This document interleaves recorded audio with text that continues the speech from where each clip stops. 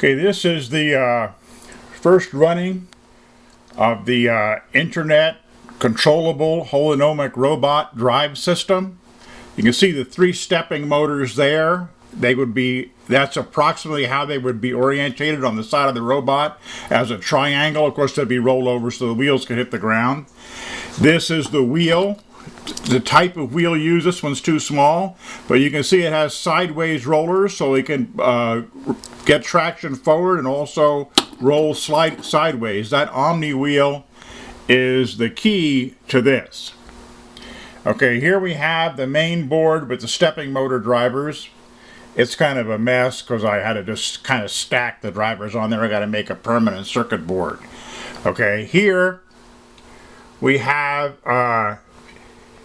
the internet interface, the human-machine interface, which tells the wheels which way to go. Okay, in other words, this would be a room, and these would be objects in the room. Now, if I click on an object, it tells the robot to move in that direction. You can see the wheels are turning in the direction necessary to get to that point. Okay, and it tells you here which way it is. You can see that A is a small letter. A small letter means reverse. A capital letter means forward.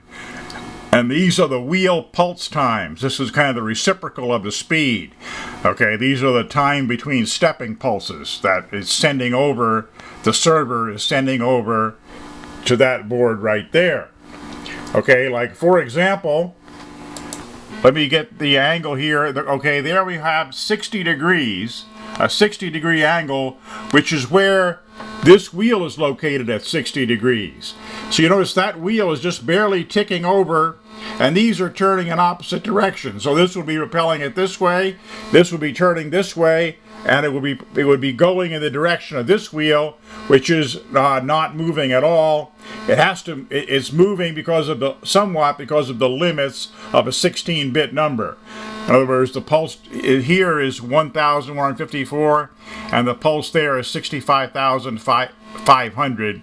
The maximum is 16-bit number, it will be 535, so it's cut off at 65,500, and that's why. But the error in motion is less than 1 degree. Okay, when it's moving. So that's like at 60 degrees. Now I can do the same thing. I can come over here to 300 degrees. That's 299. 300. There's 300 degrees. And you can see that the motor at that end, toward that direction, is barely moving. And the other two are driving in that direction once they're laid over on the side and have wheels on them. Right? The same thing when you go backwards, 180 degrees.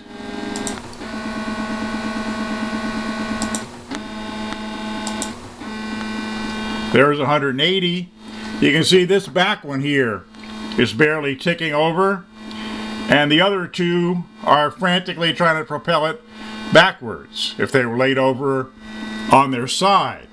And basically you just pick whichever, this would be an overhead map of objects in the room, like your window might be here.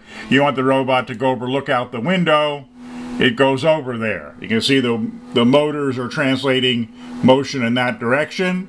If you wanted to go to this square up here, you click that and it goes over there. And that is kind of the basics of the drive system.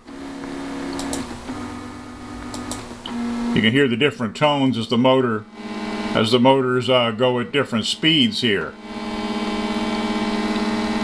Pretty neat, but you know, eventually, of course, this will get its RS-232 information from the server via a wireless link, and of course, all this stuff, the motors and all that, are currently powered from wall warts, but they will be powered by batteries. We have the batteries on the way. I already have a battery for the motor to test them, and I have also a battery on the way, a little lithium AA battery that will power the main board through a boost regulator. That stuff's kind of coming from China, so it takes a while to get here.